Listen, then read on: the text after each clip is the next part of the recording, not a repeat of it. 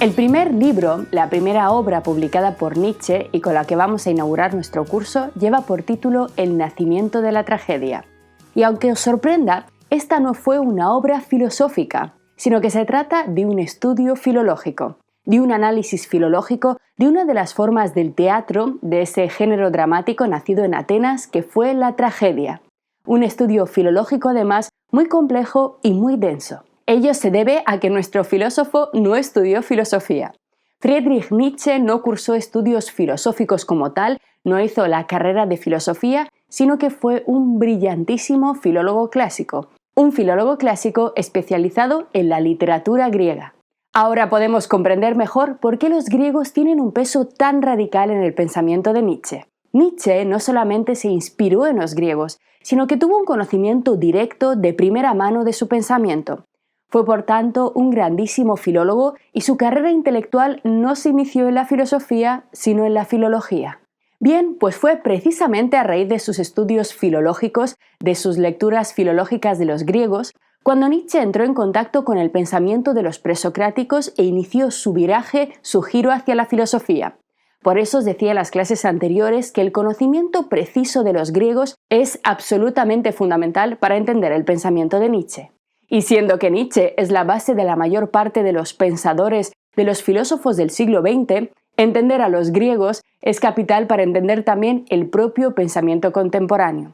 Así que esto de que muchas veces decimos, no, a mí solo me interesa el pensamiento actual, los problemas del presente, eso es cierto, pero lamentablemente este no se puede entender en su profundidad sin tener en cuenta las raíces que lo sustentan. Es como intentar describir una planta sin tener en cuenta las partes que la anclan al suelo, que la hidratan y que la alimentan. El nacimiento de la tragedia, todas las ediciones del nacimiento de la tragedia que podemos encontrar ahora mismo en cualquier librería, atentos aquí, suelen venir encabezados por un prólogo que ya el Nietzsche maduro, ya el Nietzsche de unos 50 años, que ya había creado, digamos, el grueso de su pensamiento, que ya estaba perfectamente estructurado, escribió a su primera obra de juventud, a la obra de un jovencito filólogo en la que sin embargo ya empezaban a emerger algunas de las ideas estructurales de la filosofía nietzscheana. En este prólogo, escrito en su madurez, en su etapa culminante a nivel intelectual, Nietzsche intenta explicarnos de dónde surgieron sus primeros instintos filosóficos y qué quiso decir exactamente con esta primera obra. Así que vamos a iniciar nuestras lecturas de los textos de Nietzsche. Vamos a inaugurar nuestro curso, ya sabéis que vamos a leer muchísimos textos, leyendo un brevísimo fragmento de este prólogo del nacimiento de la tragedia, en el cual Nietzsche nos empieza a hablar de los griegos. ¿Quiénes son los griegos para Nietzsche? Nos dice nuestro filósofo. Los griegos, la especie más lograda de hombres habidos hasta ahora, la más bella, la más envidiada, la que más seduce a vivir, los griegos. ¿Cómo? ¿Es precisamente que ellos tuvieron necesidad de la tragedia? Más aún, ¿del arte? ¿Para qué el arte griego? En este brevísimo texto, lleno de interrogantes, de preguntas, de desafío, se condensa la mayor parte de las ideas estructurales del pensamiento de Nietzsche. En estas pocas palabras no solamente está la puerta de entrada a las primeras reflexiones de Nietzsche, sino a toda su filosofía. Sin embargo, para comprender a Nietzsche hay que ir muy despacio. Como acabamos de ver, no solamente es un autor teóricamente muy complejo, en el cual se condensa casi toda la historia de la filosofía anterior, sino que también es líricamente muy rico. Hay una enorme carga metafórica, poética en sus obras que a veces puede despistarnos en el camino de la comprensión. Así que vamos a ir lentamente desgranando este primer texto que vais a ver que es simplemente fabuloso. En primer lugar, Nietzsche nos dice que los griegos son la especie más lograda. Pero, ¿qué quiso decir con esto? Fijaos, desde el punto de vista de la filosofía occidental, desde el punto de vista de la historia de la Europa occidental, los griegos son los padres de prácticamente todas las ciencias, disciplinas o formas de arte que podamos concebir. Siempre que pensamos en el origen de una disciplina, sea cual sea, la física, la astronomía, las matemáticas, la medicina, siempre aparecerá el nombre de un griego como padre de dicha disciplina, o al menos como el primer occidental en desarrollarla. Pero no solo esto, sino que los griegos han sido los creadores de todo un conjunto de artes, teorías y cánones que a pesar del paso de los tiempos, a pesar de que de ellos nos separan 2 milenios y medio, siguen siendo para nosotros considerados como bellos, elevados, importantes y vigentes. Y esto es una clave capital. Los griegos crearon ideas, valores, formas de comprender el mundo y de estudiarlo que hoy en día, 25 siglos después, nos siguen pareciendo manifestaciones de lo más elevado del ser humano. Es decir, según Nietzsche, cuando echamos la mirada atrás y observamos a los griegos, nos entra una especie de vértigo, al mismo tiempo que una cierta vergüenza, porque nos sentimos literalmente diminutos frente al inmenso poder creador de este pueblo, de esta especie más lograda. Pero no es algo que solo nos haya pasado a nosotros, sino que tal como apunta Nietzsche, todos los hombres de todas las épocas, todos los estudiosos, pensadores, matemáticos, poetas, historiadores, políticos, científicos, han mirado con asombro y también quizá con un poco de envidia y sentimiento de inferioridad los increíbles logros de los griegos. Creadores sin parangón, los griegos fueron originales incluso en su propia exigencia de originalidad. ¿Recordáis lo que pedían, lo que exigían los presocráticos, los primeros filósofos? Que toda nueva teoría, ley, estatua, templo, poesía fuese nueva, distinta y rompedora. Y esta exigencia, esta obsesión con la originalidad y la innovación es absolutamente única y propia del pueblo griego. Podéis buscar en todas las civilizaciones de su época, podéis buscar en todas las culturas y jamás encontraréis esta exigencia tan acentuada de originalidad y de cambio. No importa a qué lugar geográfico o a qué lugar del tiempo queramos ir, todas las demás culturas de su época y gran parte de las posteriores, por supuesto, fueron culturas marcadas por el tradicionalismo y el conservadurismo. En ellas, lo importante era seguir la tradición, mantener intactas las enseñanzas, como veíamos, las enseñanzas, los métodos y las creencias de los antepasados, mientras que los griegos fueron unos locos originales e incluso en su originalidad. Así que uno de los rasgos principales de esta especie, la más lograda de hombres hasta ahora, es, según Nietzsche, en primer lugar, esta desbordante y envidiable capacidad creadora. En segundo lugar, en nuestro texto, Nietzsche nos dice que los griegos son también la especie más bella. ¿Qué quiere decir con esto nuestro filósofo? Lo que se quiere subrayar aquí es que los griegos no solamente inventaron o dibujaron las líneas maestras de la filosofía y de las principales ciencias, sino que, como muy bien sabemos, desde el punto de vista artístico, los griegos crearon el canon, el ideal, el modelo de belleza física, estética, que sigue vigente incluso en nuestros días. La definición de la belleza que ofrecieron sus artistas sigue prácticamente intacta en nuestros días. Observemos por un momento esta vieja, antigua estatua griega. ¿Os parece hermosa, atractiva, bella? ¿Cómo es posible que los griegos crearan un valor, una noción de belleza capaz de seguir operativa hoy en día? Que haya atravesado los siglos y que esta estatua nos perturbe, nos haga temblar con la misma emoción que sintieron los que la crearon. Por mucho que amemos, por supuesto, las expresiones contemporáneas del arte, no podemos negar esto. No podemos llamar a esta estatua fea o desagradable. Su armonía, su simetría y elegancia, su vinculación de la belleza con la juventud, con la vida, con el movimiento, con la fuerza, al mismo tiempo que con la calma, la concentración y la precisión, nos conmueve. Exactamente igual que conmovió siglos después a los romanos, que como bien sabéis imitaron ferozmente todo el arte griego, y también su religión y toda su cultura. Nos conmueve como también conmovió a los medievales, que terminaron prohibiendo y mutilando este arte antiguo. Pero el simple hecho de que lo vetaran nos indica que a ellos también les afectaba, les perturbaba, les hacía sentir quizá emociones descontroladas y prefirieron cegar este arte para que no les llevara por el mal camino. Nos conmueve como conmovió a los modernos, como conmovió, por supuesto, a los renacentistas que dedicaron sus vidas a alabar, estudiar, recuperar e intentar reproducir la pericia artística de los antiguos. Miguel Ángel luchó contra el mármol asombrado por la belleza del busto de Belvedere. Rafael pintó las estancias papales del Vaticano con una apoteosis del recuerdo de la antigüedad. Leonardo se desvivió por lograr su realismo, sus precisos conocimientos anatómicos, poniendo en riesgo su propia vida. Nos conmueve también hoy este arte, que nos sigue pareciendo relevante, vigente en su belleza, también a nosotros. Y fijaos, de verdad, la permanencia de estos valores estéticos no es meramente teórica. No estamos hablando aquí solo de ideas eruditas y cultas, interesantes, no. Literalmente, realmente y verdaderamente, cualquiera de nosotros, cuando se encuentra en una sala ante una auténtica estatua griega como esta, simplemente tiembla de emoción. Y esta capacidad no la ha tenido ninguna otra especie, ninguna otra cultura humana, según Nietzsche. Pero, en segundo lugar, con la expresión «la especie más bella», Nietzsche no solamente se refiere a la vigencia de estos ideales estéticos, griegos, físicos, corporales, exteriores. Los griegos no hicieron solo esto, sino algo más, mucho más importante. Los griegos, atentos aquí, definieron al mismo tiempo el camino para poder llegar a ser un verdadero ser humano. ¿Cómo? ¿A qué me refiero con esto? ¿Cómo que hay que llegar a ser un ser humano? ¿No lo somos ya?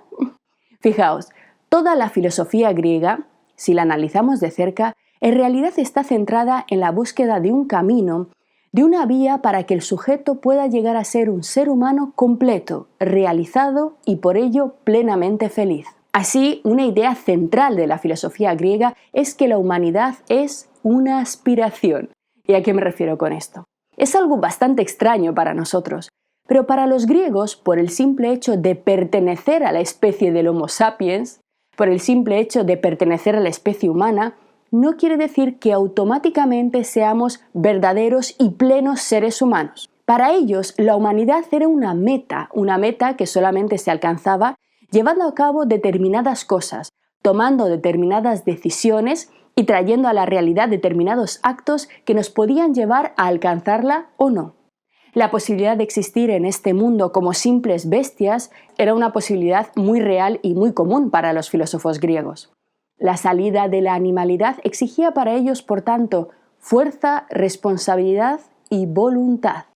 Voluntad de querer salir de este estado básico, voluntad de poder salir de este estado básico.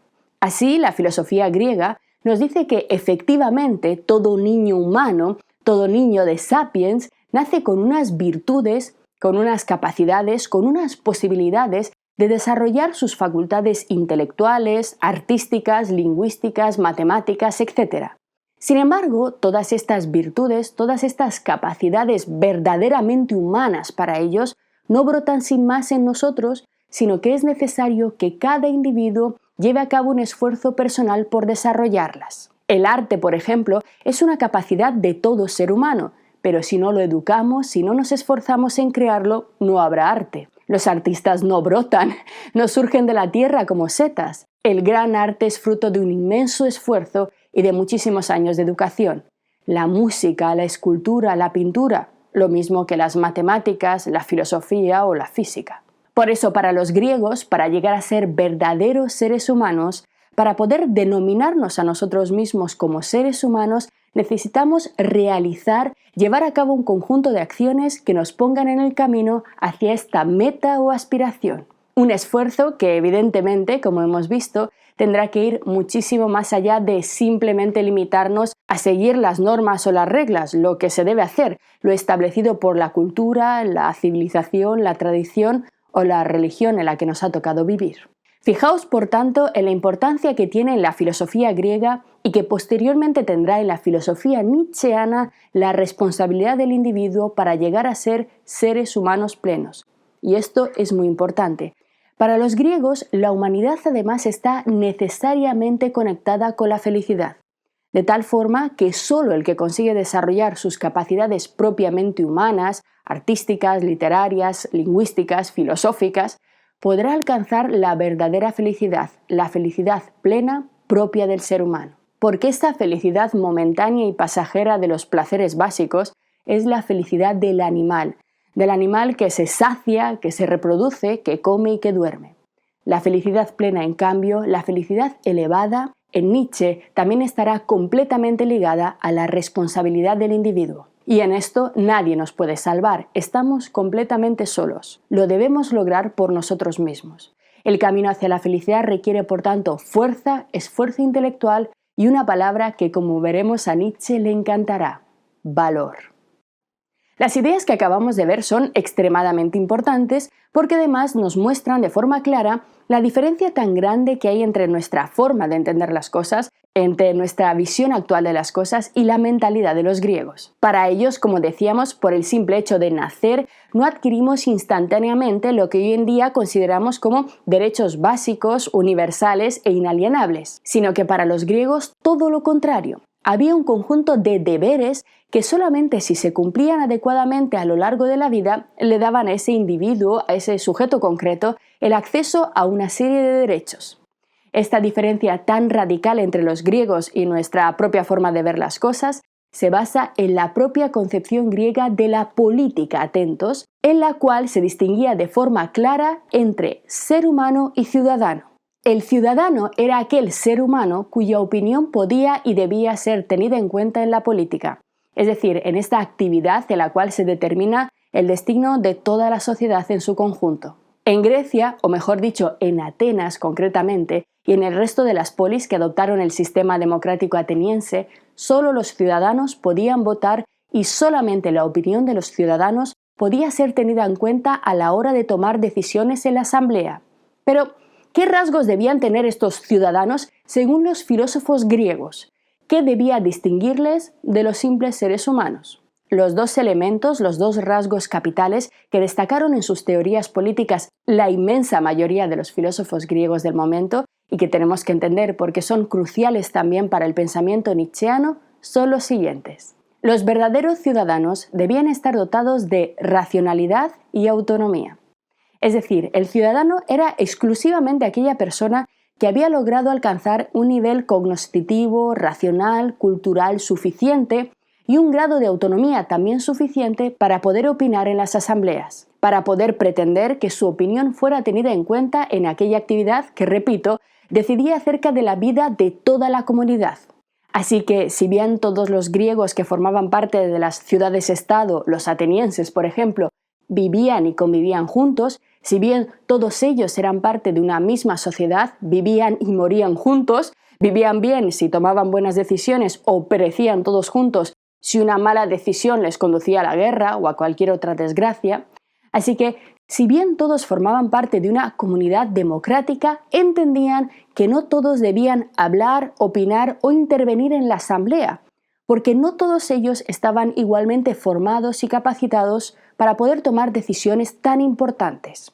Al contrario de lo que pasa en nuestros días, para los atenienses la política era una actividad excelsa, elevada, que exigía a aquellos que pretendían dedicarse a la misma el más alto nivel de educación. Ellos entendían que al igual que no cualquier persona puede, por ejemplo, operar los ojos, yo, por ejemplo, no sé absolutamente nada de medicina oftalmológica y por tanto yo no puedo opinar en cómo tienen que ser operados los ojos de una persona o cuál es el mejor tratamiento.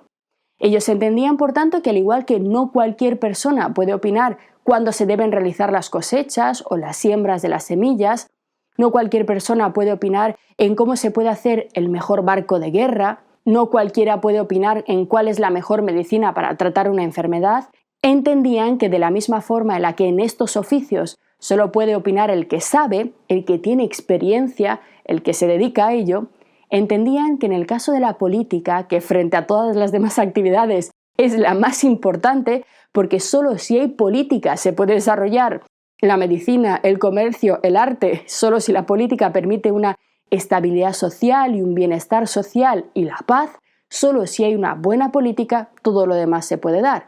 Así que si en otros oficios como la medicina entendemos que el que debe opinar es aquel que sabe del oficio, pues muchísimo más en la política.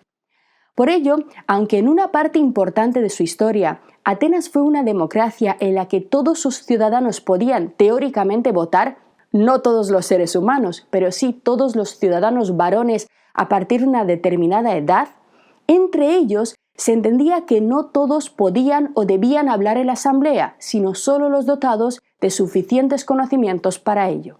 Fue precisamente este hecho el que estimuló la llegada a Atenas de los sofistas, maestros en retórica, como hemos estudiado en nuestro curso sobre Sócrates, o la creación de escuelas especializadas en la formación de los futuros políticos, como la escuela de Isócrates o la propia Academia de Platón, en las que se impartían estudios de largos años de duración y formación intensiva para convertirse en un buen político.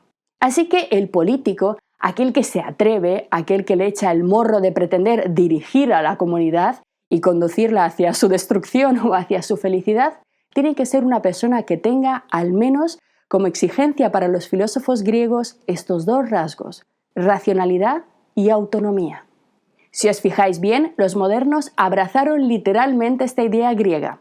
La modernidad y sobre todo la Ilustración, que ya se acerca mucho más a nuestra época, asimiló la idea de que solo las personas formadas, las personas educadas, que entienden, que saben, pueden ser verdaderos ciudadanos capaces de decidir con criterio en política, capaces de entender el mundo y tomar decisiones correctas. Los modernos, que como bien sabéis, intentaban derribar el antiguo régimen, a los viejos sistemas monárquicos que se apoyaban en el analfabetismo, la ignorancia y el miedo del pueblo para crear regímenes mucho más libres, ya camino de nuestras nuevas formas de democracia, se inspiraron en los griegos. Por ello, estos pensadores enseguida supieron que necesitaban de alguna forma recuperar en cierta manera la idea griega de ciudadano, ampliándola, eso sí, al añadirle un ideal nuevo, el de la universalización de la educación y de la participación política. En el mundo griego, específicamente en el mundo ateniense, muy pocas personas podían ser ciudadanos, porque muy pocas personas cumplían con las exigencias básicas de ser varones mayores de edad, de padre y madre ateniense, y entre los que sí lo hacían, pocos a su vez podían permitirse dedicar su tiempo a la política, ya que ésta exigía muchísimas horas diarias para su práctica y, la mayoría de los ciudadanos tenían que trabajar para vivir. Por tanto, para participar y hablar activamente en la asamblea, debían tener tiempo libre, solidez económica, solvencia y poder permitirse además una educación, una formación muy cara y muy especializada. Pues los modernos lo que hicieron fue tomar el ideal del ciudadano griego, inspirarse en su concepción de la racionalidad y la autonomía y sumarle la idea de la educación universal. De esta forma, la gran meta, el gran sueño de la Ilustración fue el de convertir a todos los miembros de la humanidad en ciudadanos, porque solo contando con verdaderos ciudadanos se puede avanzar hacia la democracia real, hacia la verdadera libertad. Así, poco a poco, desde la Declaración de los Derechos del Hombre y del Ciudadano, aprobada a consecuencia de la Revolución Francesa por la Asamblea Nacional Constituyente en 1789, que afirmaba la libertad e igualdad en derechos de todos los varones franceses, hasta la Declaración Universal de los Derechos Humanos de 1948, en la que explícitamente se hace referencia ya en el artículo 1 y 2 al hecho de que todos los seres humanos nacen libres e iguales en dignidad y derechos, sin distinción alguna de raza, color, sexo, idioma, religión, opinión política, origen nacional o social, posición económica, nacimiento o cualquier otra condición. En este sentido, Atenas ha sido superada y el sueño ilustrado materializado.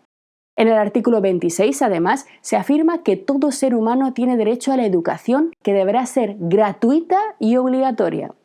La instrucción técnica y profesional debe ser generalizada y el acceso a los estudios superiores igual para todos en función de los méritos respectivos. El espíritu griego, que entendía la política y la participación en la misma como una de las tareas más importantes, fue recuperado en el artículo 29, donde se señala que toda persona tiene deberes respecto a su comunidad, puesto que solamente en ella podemos desarrollarnos de forma libre y plena. Por tanto, la educación, el desarrollo de las cualidades racionales, representaban el primer paso fundamental en la construcción de una humanidad plena en esta tradición greco-ilustrada. El segundo rasgo que hemos señalado del ciudadano griego, la autonomía, se transformó por su parte en una de las ideas más importantes del pensamiento de Nietzsche, cuyo significado quizá hemos olvidado de alguna forma hoy en día. El adjetivo autónomo proviene del griego clásico y hace referencia exactamente a aquella persona, atentos, capaz de darse a sí misma las normas de su conducta, a aquel ser humano que es capaz de razonar y decidir por sí mismo la mejor acción en cada caso particular. El ciudadano autónomo, por tanto, es el ser humano emancipado, el ser humano libre que es capaz de decidir por sí mismo el rumbo de su vida, el camino hacia su propia felicidad sin estar tutelado. En el caso de los filósofos griegos antiguos, sin la tutela de una religión, de un contexto cultural represivo o de una tradición. El autónomo es el que busca en cada caso para sí mismo el camino hacia la felicidad, porque esa creencia de que las cosas se han hecho siempre de la misma manera desde el principio de los tiempos, de que hay valores inalterables, es simplemente una fantasía, una consecuencia de nuestro desconocimiento del pasado. No existen reglas generales que conduzcan a la felicidad de la misma manera a todos los individuos. Como podéis comprobar, la racionalidad está en el núcleo de todo este pensamiento griego, porque para ser autónomo, para poder decidir bien en cada caso, en primer lugar hay que saber, hay que conocer y comprender el mundo, igual que el médico, para poder decidir qué trozo de carne tiene que cortar, por dónde debe seccionar, tiene que saber, tiene que conocer el cuerpo humano. También nosotros tenemos que entender cómo funciona la vida, entender cómo funciona la economía, la sociedad, la naturaleza, la política, para poder ser verdaderamente autónomos, para poder decidir. Así que la racionalidad y el conocimiento en el pensamiento griego es el núcleo de toda posibilidad de autonomía. Para los griegos, de hecho, los dos peores males del mundo, los dos peores castigos a los que puede someter un ser humano a su vida son la ignorancia y la dependencia. Ser ignorante para los griegos es estar condenado irremediablemente a la desgracia y al sufrimiento, porque el no conocer nos hace tomar malas decisiones. Nos hace decidir no por nosotros mismos, sino por el qué dirán, por lo que siempre se ha hecho, por lo que dice nuestra cultura, por lo que debe hacer una mujer por el hecho de ser mujer o por lo que debe hacer un hombre por el hecho de ser un hombre. Así que, en primer lugar, el ciudadano tiene que formarse en el pensamiento crítico, racional, cuestionador y dubitativo respecto de los valores tradicionales que han caído sobre nosotros desde el momento en el que venimos al mundo. Y en segundo lugar, tiene que evitar la dependencia. Y esta independencia, esta autonomía, solamente se puede alcanzar mediante el autoconocimiento y el conocimiento del mundo externo. Como os decía hace un momento, del conocimiento de la naturaleza, de la política, de la economía y de todos aquellos ámbitos de la realidad necesarios para llevar una existencia digna y feliz. ¿Y cuáles son estos ámbitos?, me preguntaréis. Pues las ramas de la filosofía nos lo indican. Todos. No hay nada en lo que no debamos instruirnos para saber, para poder ser felices, porque la felicidad del ser humano se juega en todas y cada una de sus acciones. No solamente en qué carrera debemos estudiar o con quién nos debemos casar o no casar, sino también en cómo nos alimentamos, cómo cuidamos nuestra mente y nuestro cuerpo. Ahí está la idea de la racionalidad y el conocimiento en la base de la felicidad de todas las filosofías griegas. Pero si el hombre es una meta, una aspiración para los griegos, el superhombre será la meta y la aspiración para Nietzsche. De la misma forma en que los griegos decían que no nacemos ya siendo seres humanos, sino que hay que hacer determinadas cosas para poder alcanzar ese ideal de humanidad y por tanto aspirar a ser felices, porque, muchas veces cuando hablamos de estas cosas nos parece algo muy erudito, muy abstracto, muy alejado de la vida diaria y de lo pragmático. No. De lo que estamos hablando aquí, de lo que vamos a hablar, es de aquello en lo que nos juzgamos simplemente nuestra posibilidad de aspirar a la felicidad en la única vida que tenemos, ¿de acuerdo? De esto va la filosofía, toda la filosofía. Lo que pasa que se distingue un poquito de los manuales de autoayuda y es un poquito más difícil. Pues bien, al igual que para los griegos esta humanidad es una meta, para Nietzsche también el superhombre será una meta y una aspiración. Una aspiración extremadamente compleja y difícil de alcanzar, pero factible. Igual que para los griegos la humanidad se puede alcanzar, para Nietzsche el estado del superhombre también. Pero no nos precipitemos, esto lo veremos al final del curso. Hay que ir despacio, construyendo lentamente las ideas. Sin embargo, atentos aquí, a pesar de que Nietzsche considera extremadamente elevado e importante todo este pensamiento griego que acabamos de estudiar, todos estos valores, A pesar de que de los griegos absorbe todo este deseo de libertad, esta exigencia de originalidad, este poder creador, a pesar de la importancia de conocer el pensamiento griego para entender esa época y para entender también muchas de las ideas contemporáneas que a nosotros nos rigen y a veces nos confunden, Nietzsche considera que, sin embargo, los griegos no tienen que ser una meta.